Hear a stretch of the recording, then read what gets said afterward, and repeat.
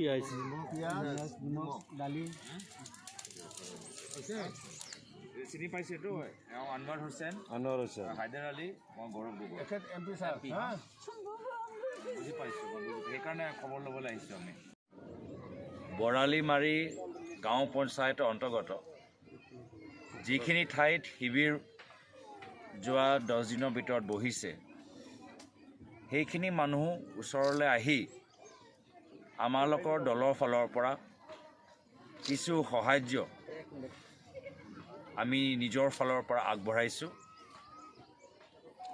দালি চাউল মিঠাতেল নিমখ আলু পিঁয়াজ এইখিনি যোগাৰ কৰাৰ ক্ষেত্ৰত আমালোকৰ দলৰ সতীৰ্থসকল আনোৱাৰ হুছেইন হায়দাৰ আলী আমাৰ গাঁও পঞ্চায়তৰ সভাপতিজনে যথেষ্ট সহায় কৰিছে মানুহখিনিয়ে কান্দি আছে যে তেওঁলোকৰ ল'ৰা ছোৱালী এতিয়া ক'ত পঢ়িব মাতৃসকলৰ সেইটোৱেই চিন্তা যে 2 বছৰ ক'ভিডৰ সময়ত লকডাউনৰ সময়ত ল'ৰা ছোৱালী ভালকৈ পঢ়া শুনা কৰিব নোৱাৰিলে এতিয়া তেওঁলোকৰ স্কুল নাই ঘৰ নাই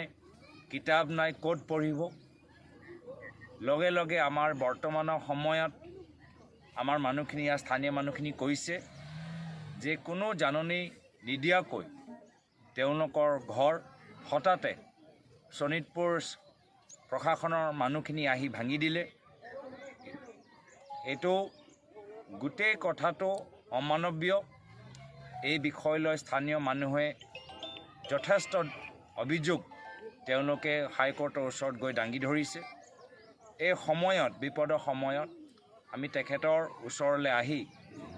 মানৱীয়তাৰ চিন্তাৰে কিছু সহায়